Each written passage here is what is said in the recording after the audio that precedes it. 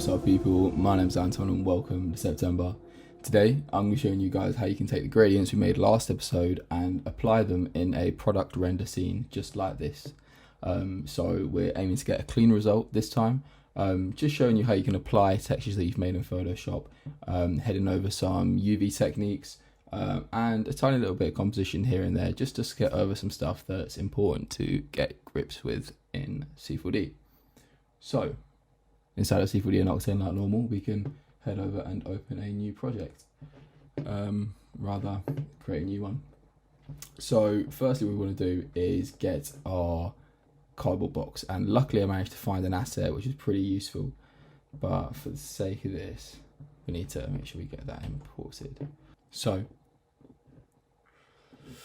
we drag our asset in, whatever we want to use. We can go out modeling this maybe in a later episode, and just copy the one that we actually need, delete everything, and get our asset loaded up for us. So for me, I found this sort of like long, almost like skincare product box because I thought it looked nicer and it sort of would fit the gradient quite well. And you can see what we're dealing with here. So the topology is also quite nice, so it fit the build quite well. And the first thing we want to think about is UV in before texturing. So if we head into UV mode here, we can see the UVs for this are likely a little messed up, which is fine and normal. So step one, you want to delete that tag from your model, and we can click on that and then head to paint setup wizard, make sure this is switched on, click next, optical mapping, make sure both of these are set to 4096, which is the magic VFX number that you really want for resolution, and hit finish. And what you'll see is you are provided with some nice square UV. So just to check that these do work, we've got the paintbrush enabled here, and we can paint over bits just to make sure that we are working in the right space, which it looks like we are. So from this point, I'll explain. The way I used to do it was actually screenshot this and then import that into Photoshop, which is an absolutely stupid way of doing things. If anything, this brush is sort of useful for, say this is the front and you're in Photoshop and you're not sure which way the geometry is actually facing, you can then start drawing arrows here and you'll see that, okay, well that's that side, that's that side. You can sort of use that to create some designs later on. But for the sake of this, we're going to do this a much simpler way, and that is we need to outline this geometry onto this layer that we've just generated in C4D and export that to Photoshop so we can start making some designs and texturing and whatnot. And the way you want to do that is firstly head over to our UV'd material now.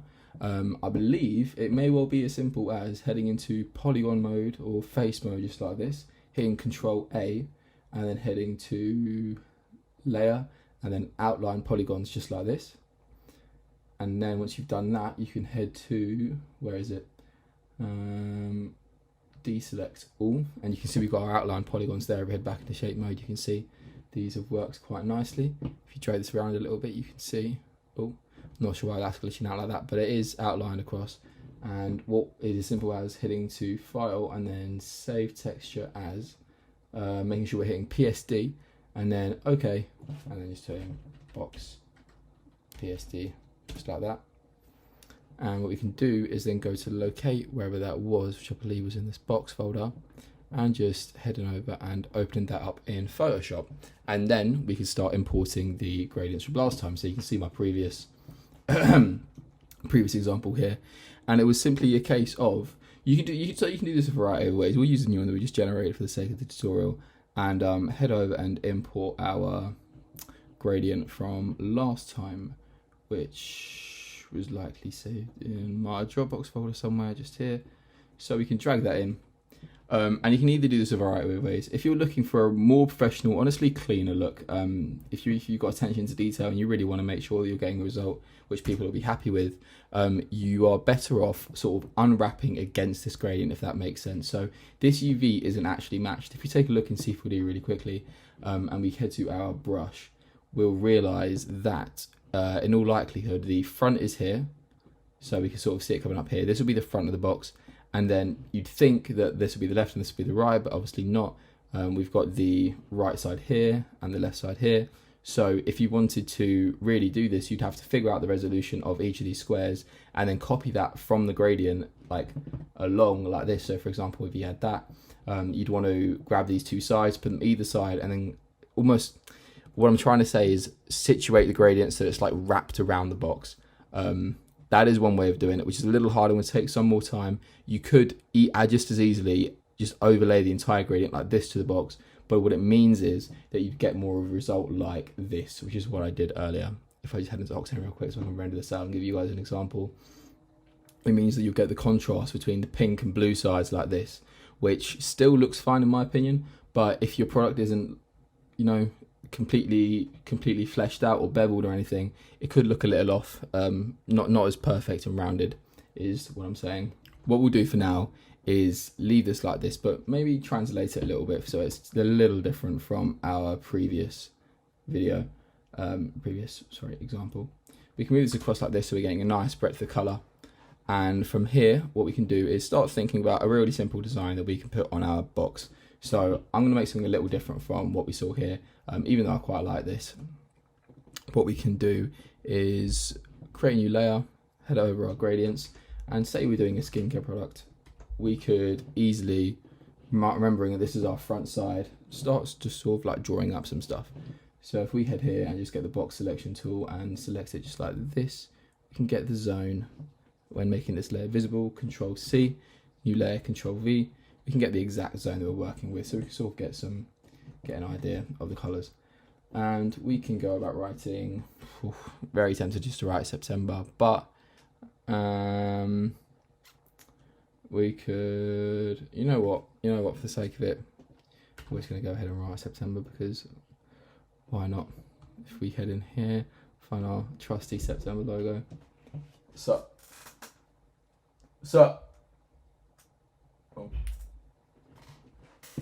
we can find our trusty September logo, and we can start transforming this a little bit. Maybe better off setting this to add, although play with some blending modes and see what looks good. That doesn't look too bad, but it kind of looks a little off. The red looks nice. So it could be a case of, rather, we could have a slightly different approach here. So we could start, I'm thinking of considering making some black packaging instead. So if we, okay, do this one thing at a time. If we set this to threshold, see what kind of result we're getting. We kind of want to outline exactly where the September is, which will be about there. What we can then do is select this, get rid of the black, or a better way of doing it, make sure we're rasterizing this layer, Control D, head to filter, select color range, select the black, click OK, and then delete, so we're left just with that. You can see we're left with some marky little black outlines here, which we can get rid of. And we can translate it like this. So from here, what we should, so the way I'm thinking about doing this is making this black and then making the September sort of like the see-through part. So if anything, if we create black layer, we could make it a grey layer even. Maybe we can whack some gradients on it of some sort. We can whack the September on it just like that and work with something like this. So what would be interesting if we rotated this clockwise just like this, similar to our last design, purely because the logo seems to fill up the packaging quite well this way. We can hit this, control click on this, so we're selecting what's in that layer, and then head over to the black bit and delete. What we'll see is we're left with that, which should give a nice black clean look, whilst making use of the gradient as well. What we can then do is think about the rest of the design. So we have our, heading over to our project, we have our, just to remind me, head back into UV edit mode. We have our right side just here and our left side here. So what we can do is just try and find some text of some sort. We can, putting back into Photoshop, create a new layer, make sure we're, for the sake of this, picking out the correct dimension so we can see what we're working with color wise, and do the same thing here. Some of these gradients are actually looking quite nice. And then Control C, Control V, just like this. And what we can do is start whacking a little bit of text on there. So I think for the previous one, I got some little things like this, which was the like the sort of recycling logo that you get on packaging sometimes. So we can whack that down in the corner here. Set this to normal because it's going to be removed through the black in a sec. And we can take some, for the sake, I may well just copy this so it's a little easier for me to do, but apply the same black sort of overlay. We can take the 40mm text here, and we're going to need that on the middle, just like here. Move this up a layer. Set this to normal, control click on that, so we're selecting the text. Hit on the black, delete. Now we can see we've got that. Rather, maybe better. Move this down ever so slightly, so it's lining up with that R. Hopefully you guys can see what I'm thinking on that regard. Move it up one more pixel, just like that. Do that, toggle the visibility, delete it through the black, and then head back to here. We can find our recycling logo, which is here, I believe. We can click on that, head over here, hit delete, and then toggle the visibility, the recycling logo, and we're left with a nice green logo there. And we can think about text here. So if we just pick our new generation design part here, drag that over, it should land nicely exactly where we want it. Just here like that. And we can go about control E, I believe. Yeah, just merge it. Control click on that one more time. Head over to our black and delete. And I'd say for the sake of this, that is a pretty good result already. We're going to get black on every other side, but hopefully we can use a little bit of roughness in 3D to sort of like brighten that up a little bit. If not, we can always go about making this a little grayer. We can go here, hue saturation, and sort of turn up the lightness of it a little bit. The fact that maybe I'll do it just something like that, just a little 3. We can add some noise to it if we choose to, just to give it a little more. But I think for now this will look a little cleaner. In fact, now we're going to add a tiny amount of noise, literally like a 5, just so it's something. That's not monochromatic. You can sort of see the color in that. Just do it one last time. Make sure we're ticking monochromatic and set it to 5, and we've got some nice black and white noise there just to make it interesting. You can hit export, quick export as PNG, and if you just go to our September folder, you can find black packaging. Oh, and from this point, we've got a texture which is UV'd, we've got our box which is UV'd in 3D. We can just delete that thing, head into our Octane tab, and we're ready to start compositing it in 3D. So head over our Octane tab one more time, hit render, and we can start setting up our 3D bit a little bit. So we can hit to A to CG, hit to path tracing, hop on the render settings super quick, make sure we're setting this to 2048 and GI clamp 16. Saving this project as box setup. Do you want to save the changes? We can probably click no for now, and we can get to work. Sorry for now, wait, okay, it's going to make me save, but it's fine. All right, sweet as. So now we can start applying some textures to this. So firstly, let's just get a HDRI environment. So we've got our object nicely lit. We can head to our plus library, and in fact, we're not going to use a HDRI for this, I doubt. There may be a better way of doing this. Hold on, once this deselects, we can head into okay Sky. Actually, we might be able to use a product render one. Let me just take a look at what my assets are that I have access to. We can maybe use something like this, I'm thinking, or rather Control Z that. You want to make sure you head into here when applying it, and setting this to ACCG. It's looking a little bright. Although you've got Metal Studios here, maybe something like this. Something which is a little random, which makes the light hit nicely from several areas. Tends to work quite well. We can head back in here and make sure we're using a power of 1.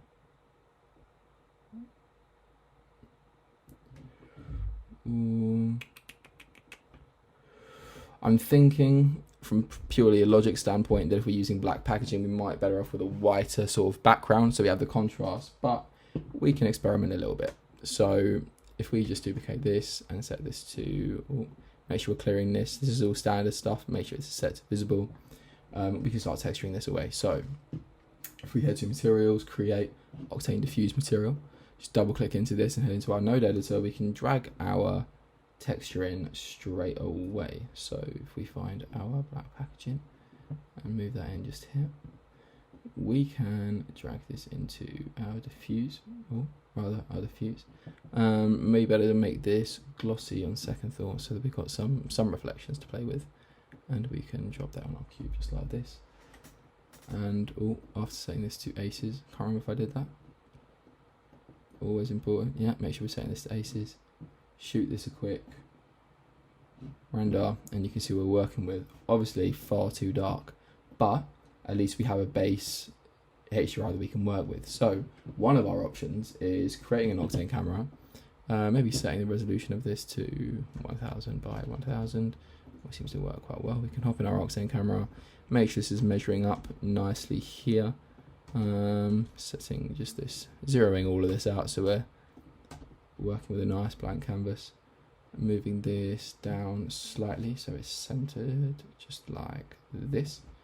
We can move that back and then work about lighting this up a little bit. So if we lock that off and just set the focal length to maybe 80, we can start playing with the few lights. So if we head into our Octane camera, make sure we're activating this, we can go to objects, lights, and start making some area lights. So you can drag this back like this. Obviously this is far too big in comparison to what we're working with, so if anything we need to scale this right down. It's working something like this. Obviously the glossiness of that texture there is making this very reflective, but we can head here and start playing with this light reflecting from different angles to create a result. Head here, move this forward a little bit maybe, and you can see that should we rotate this a little bit like that. We need to get rid of that glossiness straight away. One way of doing that is obviously just attaching the roughness here, which you do, but it's starting to look a little cheesy. You won't be able to tell this is actually Octane. So I'm thinking of doing this in an interesting way. So if we detach this for the diffuse for the sake of this for a second, might need to work with the specular. So we turn the specular down, rather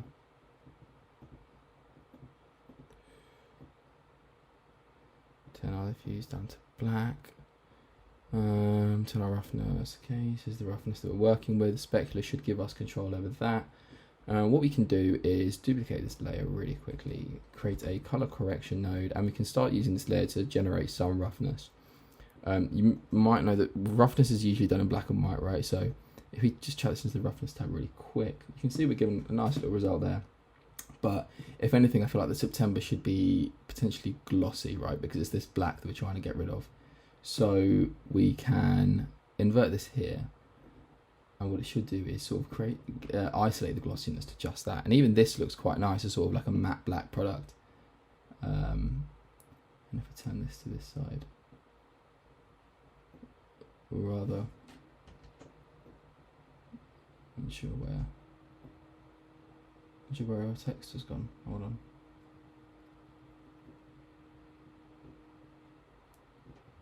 Where is our text gone then? Bear with. Our text should be on this side, no? This may be a case of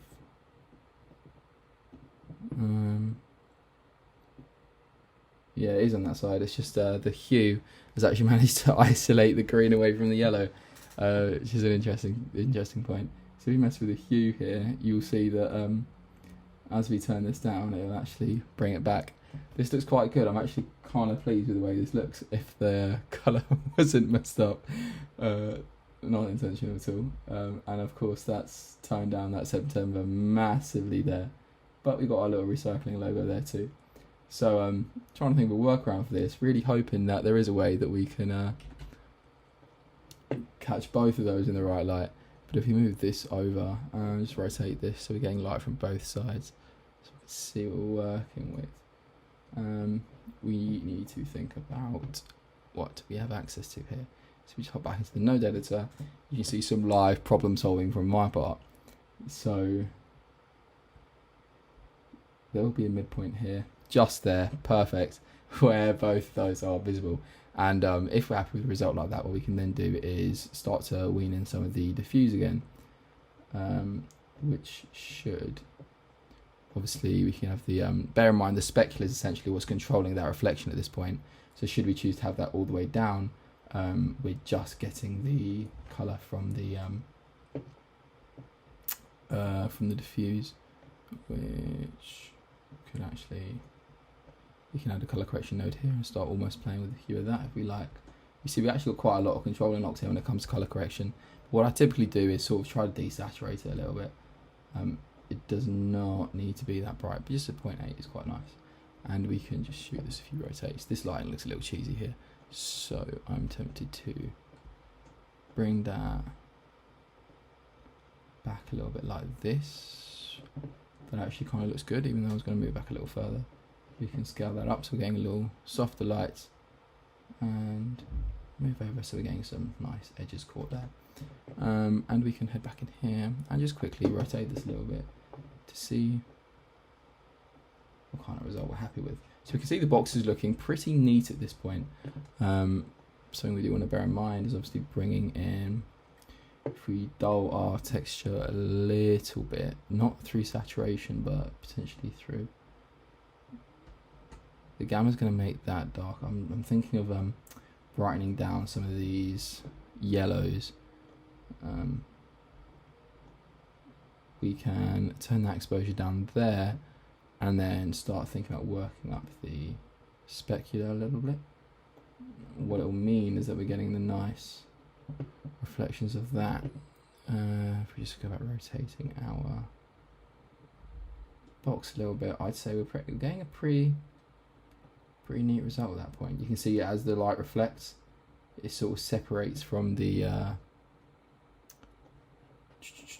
September text and the black text. And if we head here, we can, black background, we can increase the contrast, which is going to further separate that a little bit. So the way you got to think about that is if we detach the diffuse real quick, just so I show you what I've been doing, you'll see that we're getting serious separation there between the roughness and the, you can even attach that to there and you sort of see what's actually getting plugged into the roughness channel. And you can see that we're separating the foreground and background, so we're getting some nice reflections on the product. And then we head down diffuse, even here, we're getting some pretty nice looking neat results. Back's obviously the way it is, and we can start thinking about a little bit of composition here. So that side there is far too bright, but that could just be helped by turning down this this light here. Or rather, I feel like it might be the diffuse thing. Specular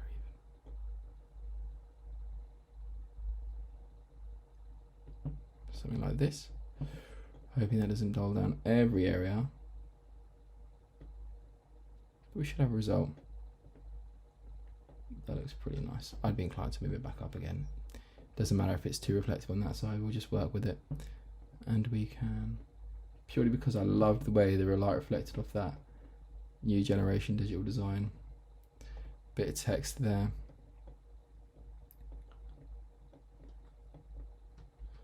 I'll make sure we're zeroing out here, not rotating on any strange axis. And we can start sort of like finding the angles that we like, tweaking it however we want. So we can see that we're getting a pretty nice result here. From this point, I'd think about how I'm actually going to structure this. Obviously, we're working with a black box just lit right now. What we could do is, I'm thinking for a sort of advertisement type piece, having the boxes duplicated next to each other, maybe 2 or 3, each with a different rotation, sort of showing off the different sides of the product. So if I just go about structuring that really quickly, this is fairly experimental, but I'm hoping it works nicely. We can zero out 1 or 2 duplicates of this box. Let's try 3 for first. So if we add that here, let that over, and then duplicate this one more time. Here, what we can do is get our camera, and I'm thinking of adding a slight rotation, maybe something like this, and then zooming, or rather, it'd be quite cool if we could read the September. So maybe we have something like that. and then zoom in a tiny bit using this, maybe to about 100, 120, maybe a little more. What we can do is we can drag these three into a fracture. If we head into thought it was in here. We got a fracture? No, just here. Drag these in here, hop in here, go MoGraph effector random, and turn this all the way down. We don't want the position, we want the rotation. So we can, something like this is almost what I was thinking, but these are far too close together. So it may be a case of zooming in here real quick and just spreading these apart ever so slightly so that when they're rotated, they don't intersect, because that is not what we want. You can move this just like here. Just getting a tiny little bit of intersection still there, so we can select whatever cube is giving us that issue, which is presumably this one, and we can move that out and make sure moving this one out too, just for the sake of consistency. And we can start rotating this up a little more, and we can sort of start structuring this how we want. So I like the way this is zoomed in, but I might zoom it out a tiny bit. Maybe more to 120, so we see what we're working with. You could easily make this into an animation. Bear in mind, all of this stuff is animatable via the effector here, so you can turn the strength up and down just like this. Sort of start getting some pretty interesting looks. I like the way the text here is sort of getting revealed, but this one here needs to be a little more. So it'll be ideal if we could have the main text here, the side text here, and potentially the little recycling logo somewhere here, but I'm not entirely sure how possible that is. We can even go about animating the position very sparingly, because the measurements are way out of the scale of the box here. We could, well, set this back down to 0. Start tweaking this, maybe, 0.5, just there, very differently like this, but you'd have to play with the seed so you're getting a result which actually makes sense. You can even tweak here like that.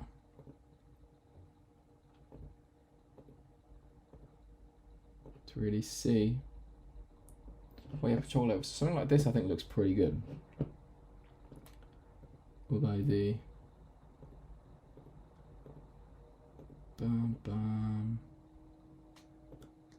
trying to find something which I'm happy with here. I think this looks quite nice.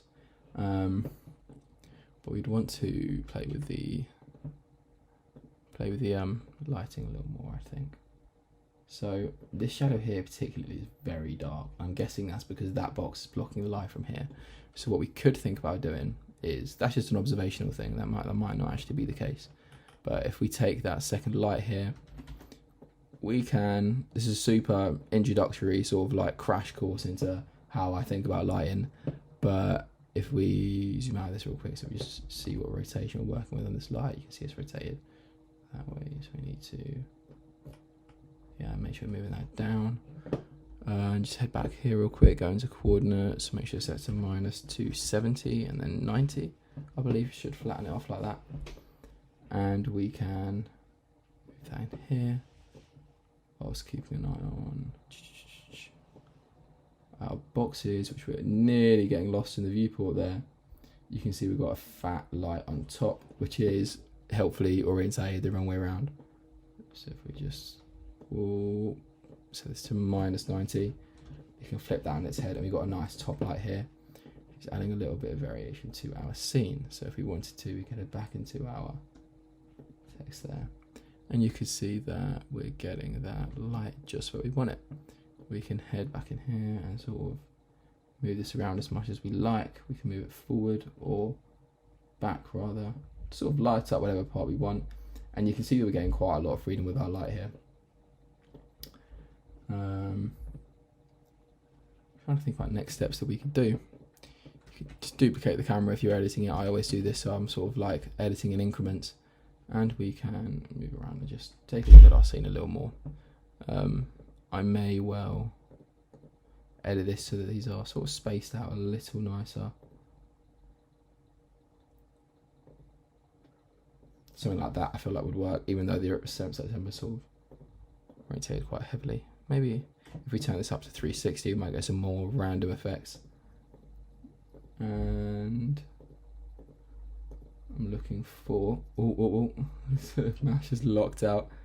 I'm thinking if we get some nice equal sort of results, something like, honestly, something like that is kind of what I was thinking, although the light sort of seems to flex off. But if you can see, if you want to animate this, you'll actually have quite a lot of freedom, because you could start at 0% like this, and as you go through, sort of have a really nice rotation on them, which would be quite a cool little asset to have. I like the way this looks, even though the text here isn't completely visible. It's okay because it's only lorem ipsum anyway. So if you wanted to fix that, we could probably think about duplicating another light from the bottom. Maybe I'll just give it a shot. We can just try it like this, and head into coordinates, and just flip this back on its head to 90 degrees, and you can see we're getting a little more light there from the bottom, although you kind of want to use these sparingly, otherwise you're going to light it up far too much. It's going to take away from the atmospheric side of it. And then we could think about zooming back in again. So we could head to our object, make this maybe 130, 140 even. Move this back somewhere like this, so we're centering all of our products. Maybe 150, and we're getting a pretty neat result.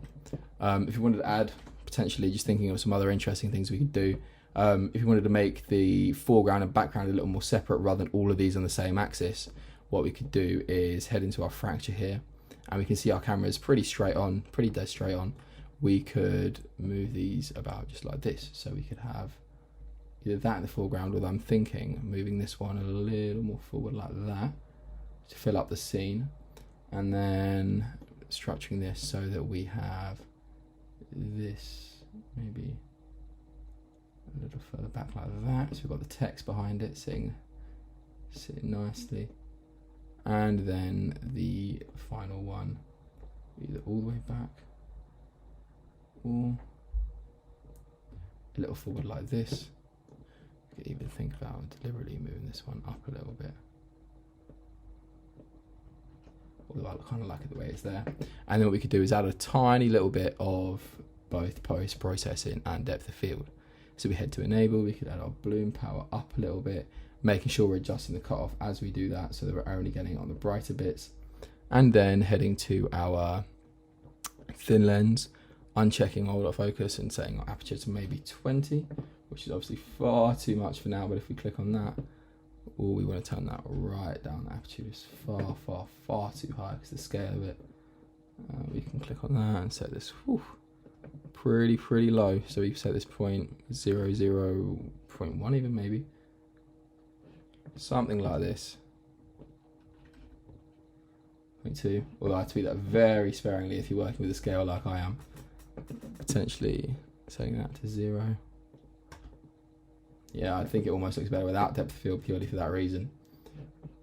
Maybe a little bit of open camera imager. We have a little bit of control here. We can have some vignette. Maybe just a touch. And then obviously we can tweak the exposure here. However we like. If we turn the exposure off, we can the post-processing off.